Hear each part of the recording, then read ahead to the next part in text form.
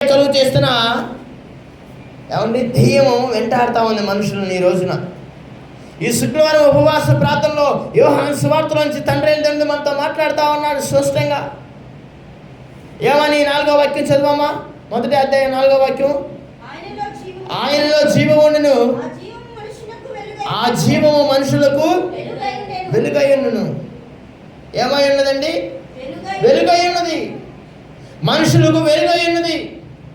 ఈ లోకంలో అనేకమైన వారు వెలుగు సంబంధంగా బతకవలసిన వారు కూడా చీకటి కార్యాలకి ఇష్టపడతా ఉన్నారు, చీకటి కార్యాలు చేస్తూ ఉన్నారు. మనుషులకు దేవుని వాక్యం వెలుగుగా మార్చబడతా ఉన్నది. మనుషులకు దేవుని వాక్యం వెలుగై ఉన్నది. మనుషులకు దేవుని వాక్యము ఆధారమై ఉన్నది. దేవుని వాక్యం ఆదికాండం మొదటి అధ్యాయం కూడా మొదటి వాక్యం కూడా చదువుతూ ఉంటే అక్కడ చదువమ్మా, ఆ వాక్యాన్ని చదవండి.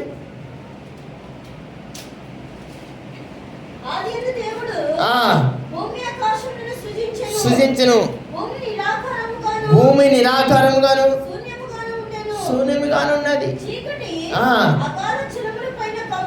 కమ్మి ఉన్నది. చీకటి ఎక్కడ కమ్మి ఉన్నదండి? అగాధ జలముల మీద కమ్మి ఉన్నది. దేవుని ఆత్మ జలముల పైన అల్లాడుతున్నది. దేవుని యొక్క ఆత్మ ఎవరి మీద అల్లాడుతున్నదంటే జనముల మీద. జనముల మీద ఎందుకు అల్లాడుతుందంటే చీకటి సంబంధులుగా చీకటి అగాధాన్ని కమ్మివేసింది. దుష్టుడైన అపవాదిగాడు ఈ రోజుల్లో ఈ అంచు దినాల్లో మనుషులందరినీ కూడా అగాధంలోకి తీసుకొని వెళ్తూ ఉన్నారు. అగాధంలోకి నెట్టి వేస్తూ ఉన్నాడు. నెట్టి వేస్తూ ఉండి ఈరోజు దేవుని మందిరానికి అనేకులు రావాల్సిన వారు కూడా ఏమైపోయారండి? అగాధంలోకి తొయ్యబడ్డాడు. అగాధంలో ఉన్నారు. అంటే చీకటినైనా ఇష్టపడుతున్నారు కానీ మనుషులు వెలుగుని ఇష్టపడట్లా. వెలుగుని ఇష్టపడట్లేదండి. చీకటిలో ఉండడానికైనా ఇష్టపడుతున్నారు, చీకటి కార్యాలు చేయడానికైనా ఇష్టపడుతున్నారు కానీ వెలుగుని ప్రేమించట్లా. వెలుగు అనగా ఏమని వాక్యం మనకు ఆధారం ఇస్తూ ఉందండి? వెలుగు ఏమై ఉన్నది? దేవుని వాక్యమై ఉన్నదండి. వెలుగు దేవుని వాక్యమై ఉన్నది. ఆయనలో జీవం, నా జీవం మనుషులకు వెలుగై ఉన్నది. దేవునిలో జీవం ఉన్నది. చీకటి ఏమంటే చీకటిని భూమి కమ్మివేసింది. ఒకప్పుడు చీకటి భూమిని కమ్మివేసింది, అగాధములోకి నెట్టివేసింది. దేవుని ఆత్మ ఎవరి మీద అల్లాడుతూ ఉన్నది? జలముల పైన అల్లాడుతూ ఉన్నది. చదువు మా వాక్యాన్ని చదవాలని ఆదికాండం చదువు. సృజించును, భూమి నిరాకారంగాను శూన్యముగా నుండిను. చీకటి అగాధ జలముల మీద కమ్మి ఉండెను. దేవుని ఆత్మ జలముల మీద అల్లాడుచుండును. దేవుని నామానికి మహిమ కలుగును గాక. హల్లెలూయా, హల్లెలూయా. ప్రియమైన దేవుని బిడ్డలారా, దేవుని ఆత్మ జలముల మీద అల్లాడుతూ ఉన్నది. దేవుని ఆత్మ ఎవరు వస్తారా దేవుని సన్నిధికి ఎదురు చూస్తూ ఉన్నది. తండ్రి అని దేవుడు గడప ఎదురు నిలబడి ఎవరు వస్తారా, ఎవరు నా మందిరానికి అడుగు పెడతారా అని ఆయన యొక్క ఆత్మ మందిరం గవని ఎదుట నిలబడి తొంగి చూస్తూ ఉన్నదండి. అనేకమైన వారికి ప్రార్థన చేస్తుండగానే అనేకమైన వారికి విడుదల పొందుకున్నట్లుగా అనేకమైన వారు సాక్ష్యం ఇస్తూ ఉన్నారు. ఈ రోజున అనేకమైన వారికి ప్రార్థన చేస్తుండగానే విడుదల, అనేకమైన వారికి ప్రార్థన లేని జీవితం ఉన్నప్పుడు వాళ్ళకి నెమ్మది లేదు. ప్రార్థన కలిగి ఉన్న తర్వాత నెమ్మది పొందినట్లుగా చూస్తూ ఉంటున్నాం. వారు దేవుని మందిరానికి రావడానికి ఇష్టపడట్లేదండి. దేవుని కార్యాలు చూసి కూడా అపోస్తలుడు పౌలు గారు ఒక మాట అంటూ ఉంటారు. ఏమని? సిలువను గుర్చిన వార్త నశించిపోతున్న వారికి వెర్రితనము. సిలువను గుర్చిన వార్త అపోస్తలుడు పౌలు గారు ఒక మాట అంటూ ఉంటారు. సిలువను గుర్చిన వార్త నశించిపోతున్న వారికి వెర్రితనమును, రక్షించబడిన మనకి దేవుని శక్తి. రక్షించబడిన మనకి దేవుని శక్తిగా ఉన్నది. ఏది దేవుని శక్తిగా ఉన్నది? సిలువను గుర్చిన వార్త. కానీ ఈ రోజుల్లో కూడా రక్షించబడిన మనకి కూడా ఆ దేవుని శక్తిని పొందుకోలేకపోతా ఉన్నాం. రక్షించబడిన మనమే ఆ సిలువను కూర్చున్న వార్త వినుడు నవ్వుతాలుగా ఏకరాకలుగా ఆ యొక్క దేవుని శక్తిని మనం పొందుకోలేని స్థితిలో ఉంటా ఉన్నాం. ఎందుకు పొందుకోలేని స్థితిలో ఉన్నామంటే మనల్ని చీకటి మనల్ని కమ్మివేసింది. చీకటి మనల్ని కమ్మివేసి చీకటి మనల్ని అగాధంలో నెట్టివేస్తూ ఉంది. మనం ఆ యొక్క వార్తను పొందుకొని, ఆ సిలువను కూర్చుని వార్త మనం పొందుకొని, ఆ శక్తిని మనం పొందుకొని అనేకమైన వారికి, నశించబోతున్న వారికి మనము మాదిరికరమైన జీవితం జీవించవలసిన మనము ఈ రోజున ప్రియమైన దేవుని బిడ్డరా లోకములో ఉన్న ఆ యొక్క ఆనందం కోసము పరిగెడతా ఉన్నారు. రక్షించబడిన మనకి దేవుని శక్తిగా మార్చబడాలి. అనేకులు రక్షణ పొందారండి. ఈ ప్రాంతంలో అనేకమైన వారు రక్షణ పొందారు. దేవుని మందిరం ఇక్కడ స్థాపించబడిందని అనేకులకి ఇప్పటికే చాలా మందికి తెలిసిపడినది. ఆయన ఆ వార్త వాళ్ళకి ఎలాగున్నదంటే వెర్రితనంగా ఉన్నది. అది ఒక మందిరం వాడకు సేవకుడు, అది ఒక పాస్టర్ అంట, వారికి నిన్న మొన్న అటు ఇటు తిరుగుతా అని యారం చేస్తున్న పరిస్థితుల్లో మనం దేవుని సేవ చేస్తూ ఉన్నాం. ఎందుకంటే దేవుని శక్తి మనం పొందుకున్నాం. ఆ సిలువను గుర్చిన వార్త మనకి శక్తిగా మార్చబడతా ఉంది. ఈ రోజున అనేకమైన వారు ఏమండి వార్త అనేకమైన వారికి యేసుక్రీస్తు పుట్టినప్పుడు ఏమండి ఆకాశం నుంచి ఒక గాబ్రియల్ దేవతతో వచ్చి వార్తను మోసుకొచ్చింది. అది ఎవరికి మోసుకొచ్చింది వార్త? జ్ఞానులకి మోసుకొచ్చిందండి, గొర్రెలకు మోసుకొచ్చింది. వాళ్ళు అర్ధరాత్రి పూట వాళ్ళు గొర్రెలు కాసుకుంటా ఉన్నప్పుడు ఆ వార్త మోసుకొచ్చి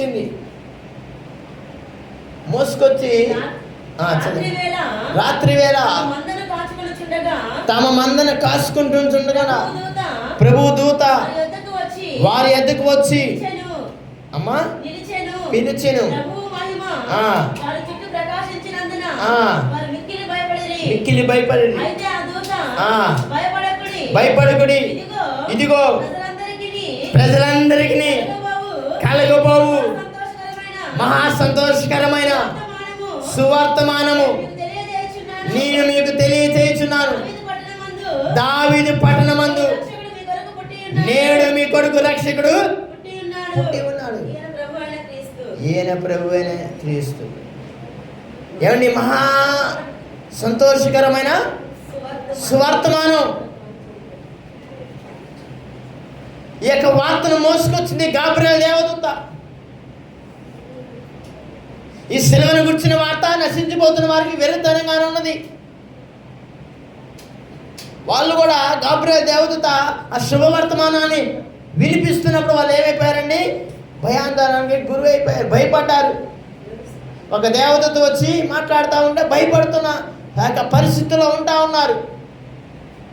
ప్రియమైన దేవుని బిడ్డరా, ఈ రోజున నేను చెప్తున్న మాటలు ఏంటంటే సిలువను గుర్చిన వార్త అనేకమైన వారికి వెర్రితనంగా ఉన్నది. అది మనం ఎప్పటి నుంచో కంఠాబద్ధంగా వస్తూ ఉన్నది. ఏమని? సిలువను గుర్చిన వార్త నశించబోతున్న వారికి వెర్రితనము, రక్షించబడిన మనకి అది దేవుని శక్తిగా ఉందని బైబిల్ ఎప్పటి నుంచో చెబుతూ ఉందని మనం అనుకుంటా ఉంటున్నాం. అనేకమైన తరుమారుల ప్రార్థనలో కూడా మనం అదే జ్ఞాపకం చేసుకుంటూ ఉంటాం. కానీ నేను అంటున్నాను, రక్షించబడిన వారికి కూడా అది వెర్రితనంగా ఉండి ఆ వార్తను, ఆ శక్తిని వాళ్ళు పొందుకోలేకపోతూ ఉన్నారు. ఎందుకు పొందుకోలేకపోతున్నారంటే వాళ్ళు తాత్కాలికంగా రక్షణ పొందిన వారు, రక్షణ పొంది రక్షణ అనుభవం లేక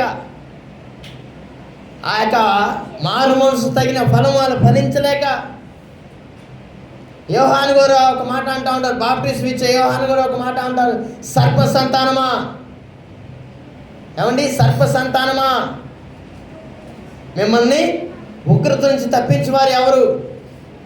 మారు మనసు తగిన ఫలము ఫలించుడి. మారు మనసు తగిన ఫలము ఫలించాలి. మనం మారు మనసు పొందామంటే ఆ ఫలము ఫలించాలండి. ఆ తగిన జీవితం జీవించాలి. ఆది యందు నీ కోసం దేవుడు వాక్యాన్ని సృజించాడు.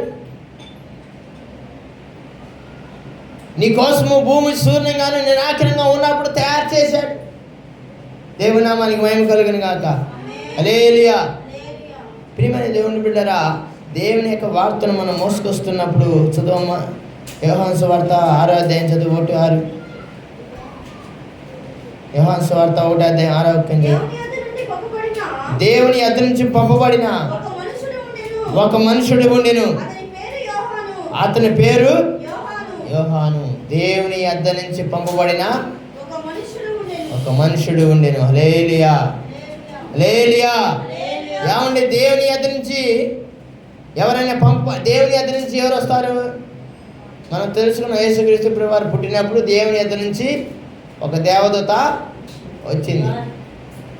ఇక్కడ యోహాను సువార్తలో నుంచి 1వ అధ్యాయం 6వ వాక్యం నుంచి ఒక మాట రాయబడతా ఉంది. ఏమని? దేవుని యొద్ద నుంచి ఒక మనుషుడు పంపబడిను, అతని పేరు యోహాను. దేవుని యొద్ద నుంచి మనుషులు వస్తూ ఉంటారు. దేవుడు పంపిస్తా కానీ మనుషులు మీ దగ్గరికి రారు. మనుషులు మీ దగ్గరికి వస్తున్నారంటే, మనుషులు లేదా మన దగ్గరికి వస్తున్నారంటే మనం ఏదో ఇస్తామని ఆశపడి రావురండి. మనం ఏదో ఆశపడి ఏదంటే మనం ఏదో ఇస్తామని మన దగ్గరికి రారు. దేవుడు పంపిస్తే కానీ మనం ఎవరి దగ్గరికి వెళ్ళలేము. దేవుడు పంపిస్తే కానీ మన దగ్గరికి ఎవరు రాలేరు. ఇక్కడ యోహాను సువార్తలో అదే అంటా ఉన్నాడు. దేవుని చదవమ్మా. దేవుని యొద్ద నుండి పంపబడిన ఒక మనుషుడు ఉండిను, అతని పేరు యోహాను. చూడండి, పంపబడిన మనుషుడు, ఒక మనుషుడు ఉండిను, ఉన్నాడు. ఏమంటే, ఈ లోకంలో దేవుని యొద్ద నుంచి పంపబడిన ఒక మనుషుడు ఉన్నాడు. ఆ మనుషుడు నువ్వు, నేనే. దేవుని పని చేయడానికి దేవుడు నిన్ను నన్ను భూమి మీదకి పంపించాడు. ఇక్కడ యోహాను సువార్త రాయబడుతుంది, అతని పేరు యోహాను అని రాయబడతా ఉంది. నేను ఈ శుక్రవారం ఉపవాస ప్రార్థన చెబుతున్నాను. అతని పేరు అండి, దేవుని యొద్ద నుంచి పంపబడిన ఒక మనుషుడు ఉన్నాడంటే అది నువ్వు నేనుగా మార్చబడాలి. నువ్వు నేనుగా ఒక యోహానుగా, ఒక బాప్తిసం ఇచ్చే యోహానుగా, యేసుక్రీస్తు ప్రభు వారి యొక్క మార్గాన్ని సరళపరిచే ఒక యోహానుగా మనం మార్చబడాలి. హల్లెలూయా, హల్లెలూయా. ఏమండి, జకరియా ఎలిజబెత్తులు కూడా జకరియా ఎలిజబెత్తులు దేవుని కోసం ఉపయోగపడ్డారండి. ఇక్కడ యోహాను ఎవరు కుమారుడు అంటే జకరియా ఎలిజబెత్ యొక్క సంతానం. జకరియా దేవుని ఎదుట యాజక మర్యాద చెప్పున ప్రభు ఆలయంలోకి వెళ్ళి ధూపం వేయటకు అతని వంతు వచ్చాను. ప్రియమైన దేవుని బిడ్డరా, దేవుని సన్నిధిలో ఒక వంతు వస్తూ ఉండిద్ది. ఇక జకరియా గారికి కూడా ఒక వంతు వచ్చింది ధూపం వేయడానికి దేవుడి మందిరంలో. అనగా ధూపం అనగా ప్రార్థన చేయడానికి ఒక వంతు వచ్చింది. యాజకుడిగా నిలబడటానికి ఒక వంతు వచ్చింది. నేనైతే అనుకున్నాను, ఈ అంచె దినాల్లో, ఈ అపాయ దినాల్లో దేవుని యొక్క దాసుడిగా లేదంటే దేవుని యాజకుడిగా నిలబడటానికి దేవుడు నాకు ఒక వంతుని ఇచ్చారని నమ్ముతున్నాను. హల్లెలూయా, హల్లెలూయా. దేవుడు మనకి ఒక వంతుని ఇచ్చాడు. ధూపం వేయడానికి, అనేకమైన వారు నశించిపోతున్న వారి కోసము ప్రార్థన చేయడానికి ఒక యాజక ధర్మాన్ని దేవుడు నీకు నాకు అనుగ్రహించాడు. నువ్వు నేను కూడా ప్రార్థన చేసే దానిగా నువ్వు నేను కూడా ఉండాలి. మన జీవితం ప్రార్థన అనుభవం కలిగి ఉండాలి. ఈ లోకంలో అనేకమైన వారు ప్రార్థన అనుభవం లేక చీకటి సంబంధాలుగా, చీకటి స్వభావం కలిగి బతుకుతా ఉన్నప్పుడు మనము, ప్రియమైన దేవుని బిడ్డరా, మనము వెలుగు సంబంధాలుగా మార్చబడాలి. ఎందుకు వెలుగు సంబంధాలుగా మార్చబడాలంటే ఆయనలో జీవం ఉన్నది. మనం పైన చదువుకుంటా ఉంటే 4వ వాక్యంలో ఆయనలో జీవం ఉన్నది, ఆ జీవం మనుషులకు వెలుగై ఉన్నది. మనము మనుషులుగా జీవిస్తున్నప్పుడు ఖచ్చితంగా దేవుని యొక్క వెలుగు మనకి జీవముగా ఉండాలి. ఆయన జీవం మనకి వెలుగుతనంగా ఉండాలి. వెలుగు మనం ఉన్నప్పుడు దేనికి మనము భయపడమండి. వెలుగు మనం వెలుగు సంబంధాలుగా ఉన్నప్పుడు వెలుగు మన వెనకాల వస్తుంది, లేదు వెలుగు మన ముందున్నప్పుడు మనం చీకటికి భయపడమండి. హల్లెలూయా. వెలుగుకు మన ముందు వెలుగు ఉన్నప్పుడు మనం చీకటికి భయపడం. చీకటి ఎక్కడ ఉండదు అంటే వెనకాల ఉంటా ఉండిద్ది. వెలుగు మన ముందున్నప్పుడు అమ్మ ఇక్కడ నా ముందు వెలుగు ఉందిలే, నేను ముందుకు వెలుగు మన ముందున్నప్పుడు మనం చీకటిలోకి వెనక్కి తిరిగి నడవం. వెలుగు మన టార్చ్ లైట్ ముందు వేసుకొని వెనక్కి నడుస్తామా? నడవం. టార్చ్ లైట్ మనం ముందు వేసుకొని ముందుకే నడుస్తాం. ఎందుకంటే మన ముందు వెలుగు వెలిగింపబడతా ఉంది. ఆ వెలుగు నువ్వు నేనే. ఆ వెలుగు ఈ లోకానికి ఒక రక్షణగా వచ్చాడు. ఎందుకంటే నిన్ను నన్ను కూడా వెలిగించడానికి పంపబడిన మనుషుడు నువ్వు నేనుగా మార్చబడాలి. అనేకులు ప్రియమైన దేవుని బిడ్డరా, ఈ లోకంలో ఈ ప్రాంతంలో రక్షణ పొందిన ప్రజలు అనేకమైన వారు ఉంటా ఉన్నారు. కానీ వారందరూ కూడా ప్రియమైన దేవుని బిడ్డలు అందరూ కూడా మనం చెప్పలేము. కానీ అందరిలో కొందరైనా ఎలాగున్నారు? చీకటి సంబంధులుగా ఉన్నారు. చీకటి ఆలోచన కలిగి ఉన్నారు. దేవుని మందిరానికి రావడానికి ఇష్టపడతలా. కొద్ది నిమిషాలు ఏదైనా సినిమా పెట్టుకొని టీవీలో హాయిగా టీవీ చూసుకొని కాసేపు నాటికి చూసుకొని, లేదంటే కాసేపు ఆ జబర్దస్త్ ప్రోగ్రాం చూసుకొని చక్కగా నవ్వుకొని ఆనందంగా ఉందామని ఇష్టపడుతున్నారు తప్ప దేవుని మందిరానికి రావడానికి ఇష్టపడతారా? ఏమండి, మనము దేవుని యొక్క ఎక్కడున్నామంటే మనం రెండవ రాకడలో మనం ఉన్నాం. ఇంకా యేసుక్రీస్తు ప్రభువారు ఈ లోకానికి రక్షకుడిగా పుట్టాడు. ఈ లోకానికి రక్షకుడిగా ఇంకా యేసుక్రీస్తు పుట్టాడు. ఆయన బాలయేసుడిగా పుట్టాడు. పశువుల పాకలు ఆయన పరుణ చేశాడని ఇంకా మనం అనుకుంటా ఉంటే అది మనకి వెర్రితనమేనండి. 2024 సంవత్సరాల క్రితమే నీ కోసం నా కోసం ఆయన ఒక బాలయేసుడిగా జన్మించాడు. ఆయన నీ పాప పరిహారం కోసం ఆయన ఎలవించి ఆ కలవరిశిలో ఆయన ప్రాణం కాచాడు. మనము ఈ రెండవ రాకల్లో మనం ఉన్నాం. ఎలాగున్నామయ్యా? నువ్వు ఎలాగ చెప్పగలవు ఈ రెండవ రాకల్లో మేము ఉన్నామని? లేదంటే రెండవ రాకల్లో మనం ఉన్నామని నువ్వు ఎలా చెప్పగలవు అంటే ఇదే నిరుత్తమైన సూచన. ఏమండి, ఇదే ఇక్కడ మన ప్రాంతంలో వర్షం పడతలా. కానీ తిరుపతిలో చూస్తే ఇప్పుడు చూడండి, ఫోన్లో కిందకి వెళ్ళిన తర్వాత మీ ఇంట్లోకి వెళ్ళిన తర్వాత ఫోన్ ఆన్ చేసి తిరుపతిలో వర్షం పడుతుందా లేదని చూస్తే భారీ వర్షం తిరుపతిలో పడతా ఉంది. అనేకమైన చర్చిలు గుళ్ళు మూయబడినాయి. ఎందుకంటే వర్షం పడుతున్నా మునిగిపోతా ఉన్నాయి. ఒక పక్కన మునిగిపోతా ఉన్నాయి. ఆ యొక్క వాళ్ళు ప్రజలు ఇళ్ళ నుంచి బయటికి రాలేని పరిస్థితుల్లో ఉన్నాయి. ఏమండి, ఇళ్ళ నుంచి బయటికి రాలేని పరిస్థితుల్లో ఉన్నాయి. ఎందుకు ఉన్నాయంటే ప్రియమైన దేవుని యొక్క రాకడికి సూచనలుగా ఉన్నాయి. నిన్న గురువారం కాకుండా పోయిన గురువారం ఏమండి గుంటూరు దాకా, హైదరాబాద్ మొదలుకొని గుంటూరు దాకా భూకంపం వచ్చిందండి. హల్లెలూయా. హైదరాబాద్ మొదలుకొని గుంటూరు వరకు భూకంపం వచ్చింది. ఇదే నేను పుట్టిన తర్వాత విన్నా గుంటూరులో భూకంపం వచ్చిందని. వచ్చి కొన్ని ఇళ్ళు నిర్మించినాయి. విజయవాడలో కొన్ని ఇళ్ళు నిర్మించినాయండి. హైదరాబాద్లో కొన్ని యొక్క స్థలాల్లో పెట్టిన సామాన్లు కదిలి కింద పడినాయి. వాళ్ళు ఏంది ఇల్లు కదులుతూ ఉందని ప్రజలు భయంతో రోడ్ల మీదకి పరిగెత్తుతూ ఉన్నారు. దేవుని రాకడలోకి ఇవన్నీ సూచనలుగా ఉన్నాయని బైబిల్ బోధిస్తూ ఉంది, లేదంటే బైబిల్ హెచ్చరిస్తూ ఉంది మనకి. ఇంకా ప్రజలు దేవుని యొక్క శక్తిని తెలుసుకోలేక ఇంకా గుడ్డితనం కలిగి ఉన్నారండి. మనమందరం అలాగా ఉండకుండా కాక. హల్లెలూయా. కళ్ళు మూసుకొని ప్రార్థన చేసుకుందాం. హల్లెలూయా. స్తోత్రం. మన మధ్యలో ఉన్న మా వదిన గారి కర్ణకుమారి గారు ప్రార్థన చేస్తారు. అందరం కూడా సిద్ధపడి ఈ యొక్క ప్రార్థనను ముగించుకొని తిరిగి మన గృహానికి వెళ్దాం. అయ్యా, మేమందరం నీ పనివారంగా ఉండాలి ప్రభు. అయ్యా, మేమందరం నీ పనివారంగా ఉండాలి తండ్రి.